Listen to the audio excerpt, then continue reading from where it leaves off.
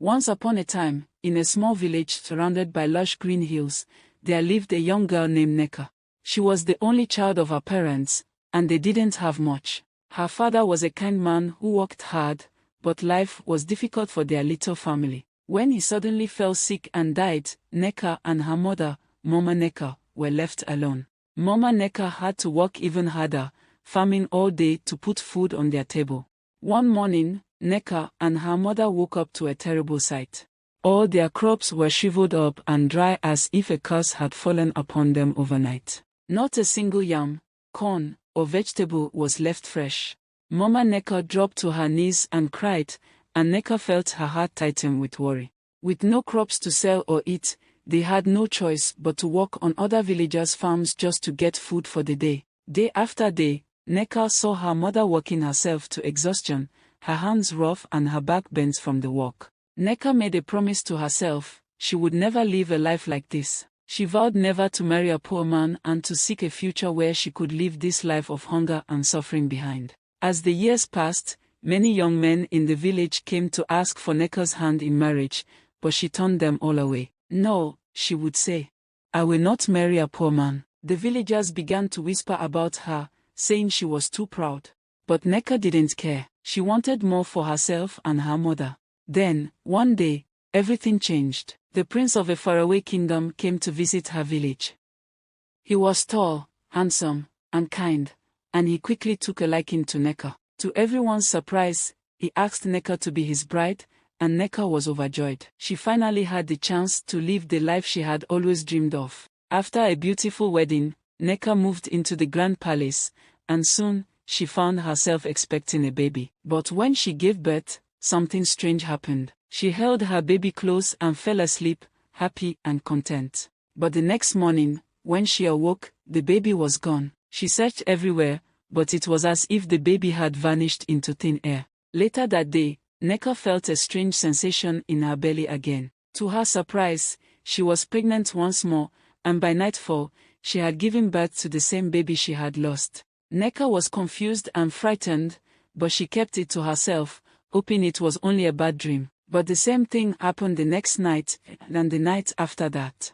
Every morning, her baby would disappear, and by night, she would be pregnant again, only to give birth to the same child. After days of this strange, heartbreaking cycle, the prince found out what was happening and was furious. He believed Neka was cursed, and without any sympathy, he banished her from the palace, forcing her to live in shame. Neka returned to her village and her mother, broken and afraid. She could no longer escape the life of struggle she had tried so hard to leave behind. But even back in the village, the curse followed her.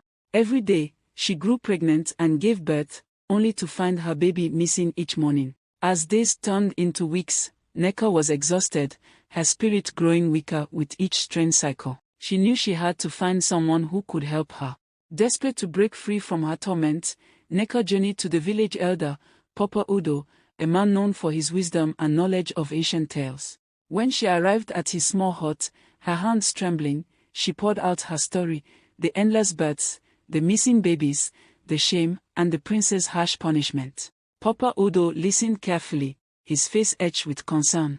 After a long pause, he spoke, his voice low and serious. "Neka, this curse is powerful. It does not come from an ordinary source. It is rooted in something deeper, something hidden in your past." Neka's eyes widened. "But I don't know what I did to deserve this," she whispered, feeling tears stain her eyes.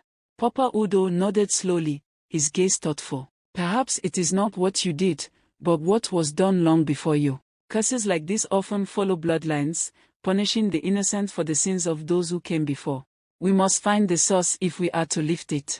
The elder told her to seek a reclusive healer named Ijeoma, a woman who lived deep in the forest and was known for her wisdom and strange powers. Neka hesitated, afraid of the stories she had heard about Ijeoma, but she knew she had no choice. With Mama Neka's encouragement, she prepared for the journey, gathering a small sack of food and tying a piece of her mother's scarf around her neck for luck. The next day, Neka set off. She walked for hours, the forest growing darker and thicker around her with each step. Strange sounds filled the air, and shadows danced between the trees, but she pressed on, clutching her mother's scarf and whispering words of courage. Finally, she arrived at a tiny, hidden clearing, where a small hut sat under an ancient tree. Just as Nneka stepped forward, the door opened, and an old woman with silver hair and piercing eyes stepped out, as if she'd been waiting. "I know why you've come, child," Ijeoma said, her voice rough and powerful. "Your suffering has reached me from afar. I have seen the curse that grips you."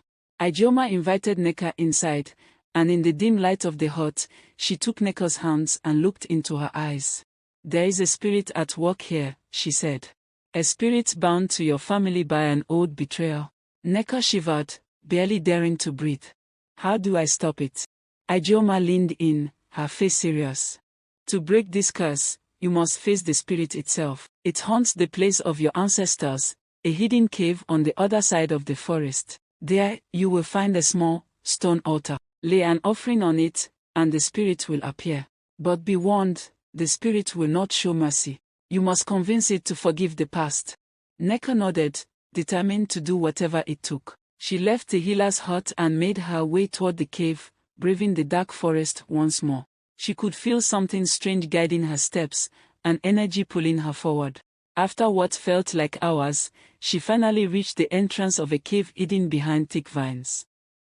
Inside, the air was thick and cold, and a strange, unsettling silence filled the space.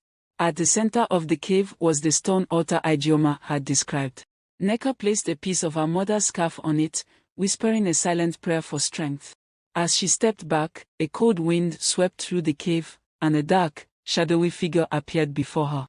The spirit was tall and cloaked in mist, its eyes like empty wells. "Why have you come, child of my betrayer?" it hissed.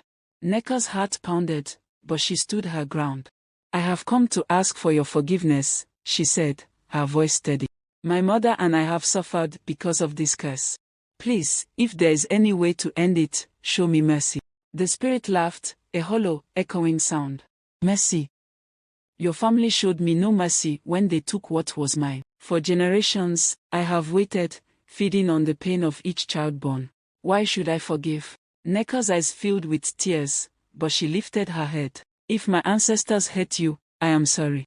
But I am innocent. My mother is innocent. Please, let us go free." For a long moment, the spirit was silent, as if considering her words. Finally, it spoke, its voice softer. "There is one way. If you can bring me what was taken, I may consider lifting the curse." "But what was taken from you?" Nneka asked, desperate for an answer. The spirit's face twisted with sorrow. "A sacred stone. It was a gift of power and life from the ancestors. Without it, I am bound to this shadowed existence. Return it to me, and I will release you from this curse."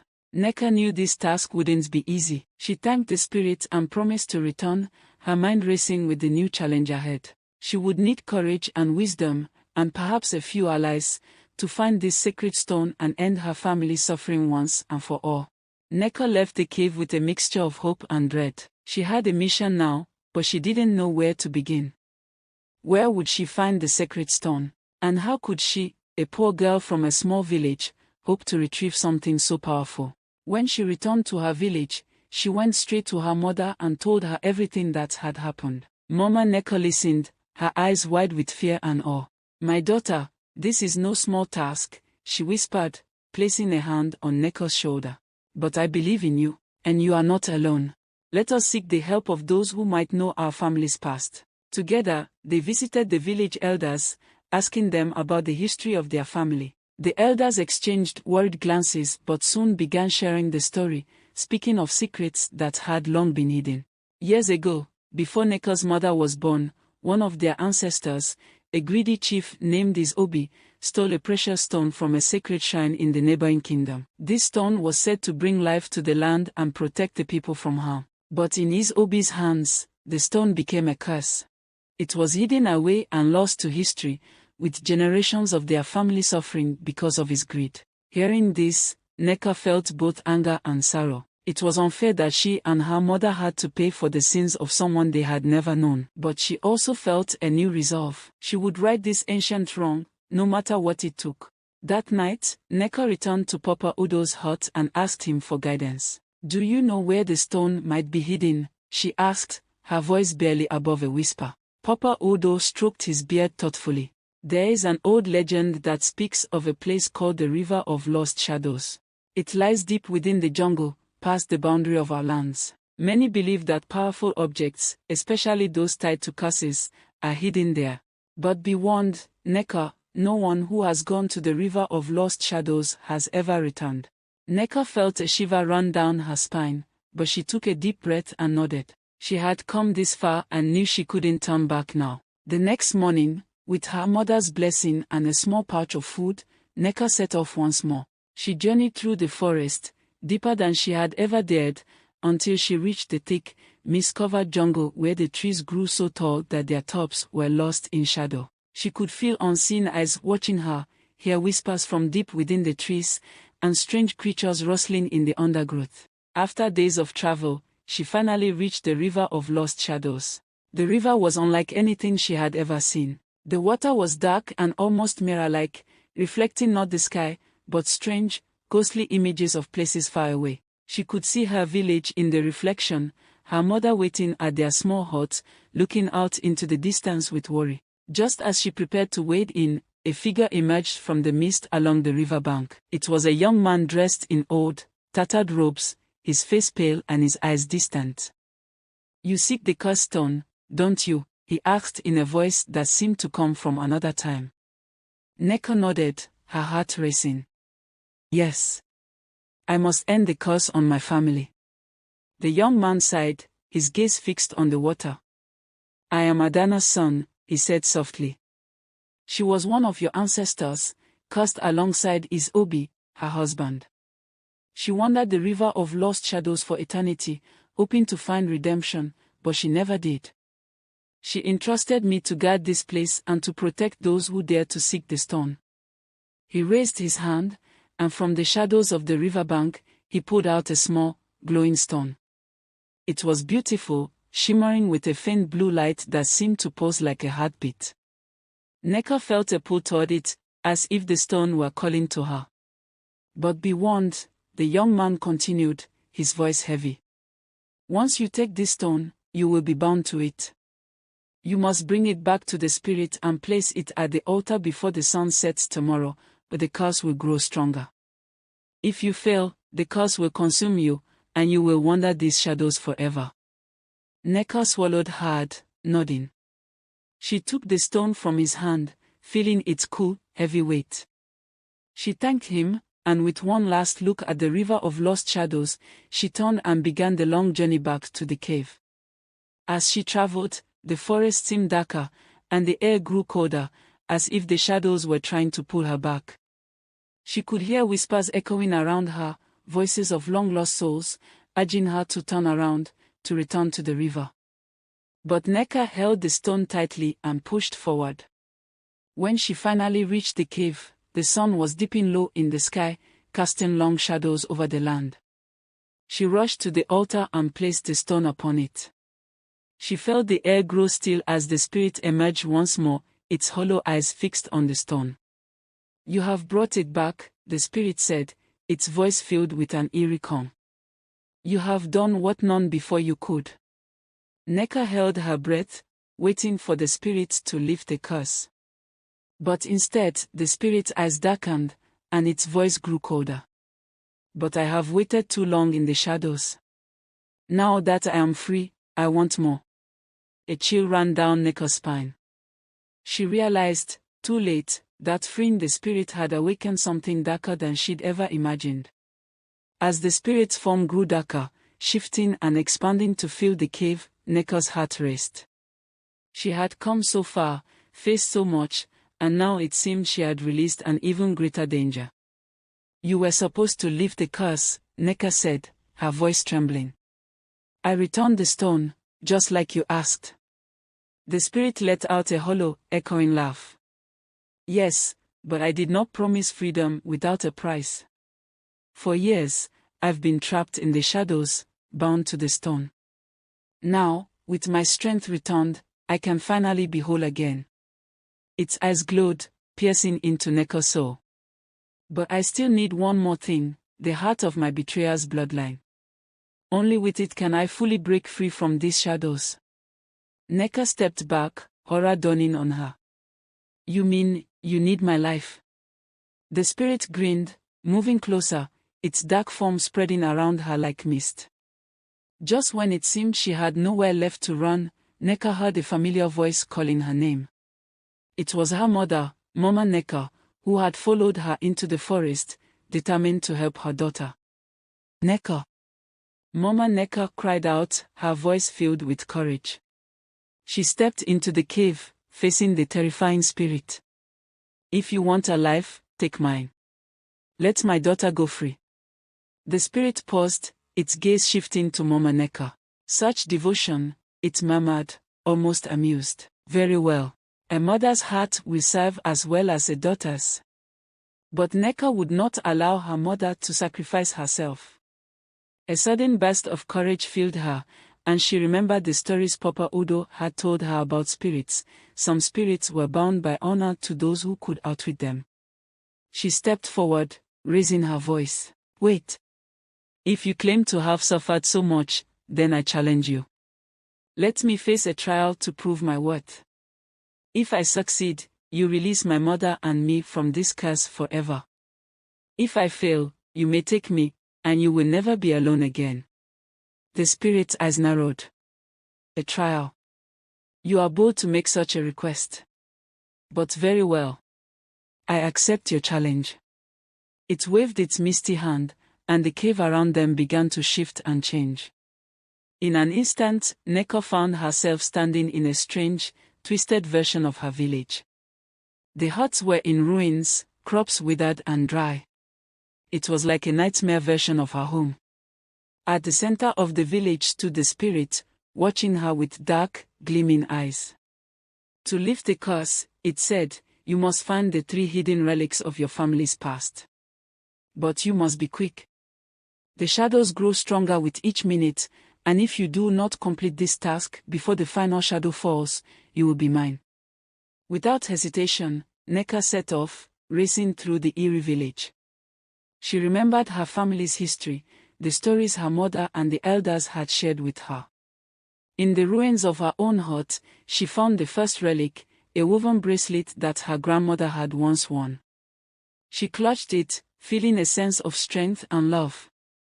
Next, she hurried to the old marketplace, where her mother had often traded what little they had for food. There, hidden beneath a broken table, she found the second relic, a small carved figure, one her father had made for her before he passed. The final relic, however, eluded her. The shadows were closing in, and she felt herself growing weaker, as if they were draining her strength. She had almost given up hope when she remembered something Papa Udo had once told her, your family's true treasure is not of gold or wood. It is the bond that cannot be broken. With this thought, she raced back to where her mother stood, watching with tears in her eyes. Nneka reached for her mother's hand, holding it tightly. In that moment, she felt a warm, powerful energy surge through her, and she knew that she had found the third relic, the love and sacrifice her family had shared across generations. The spirit let out an anguished cry, its form flickering as Nneka and her mother held fast to each other. No, it roared, its shape dissolving, unable to withstand the force of their bond. As the last of the shadows faded, the spirit's presence finally disappeared, and the dark, twisted village returned to its natural state. Nneka and her mother were back in the real world, the curse lifted at last. The cave around them brightened as sunlight poured in, and the stone on the altar cracked and crumbled to dust. Exhausted but triumphant, Nneka and her mother embraced, tears of relief streaming down their faces. They made their way back to the village, where Papa Udo and the others greeted them, amazed and overjoyed at the curse's end. Nneka had not only freed her family from the shadows but had also reclaimed her family's honor. As the days passed, Nneka's life returned to normal, though she was forever changed by her journey. She no longer dreamed of wealth or power, but instead valued the simple joys of life with her mother and her village. The people no longer saw her as proud but as brave and selfless, a hero who had broken a curse that had haunted them all. Years later, When Nneka told her story to her own children, she would say, "True treasure lies in the love and courage we share with each other. That, my children, is the only wealth worth seeking."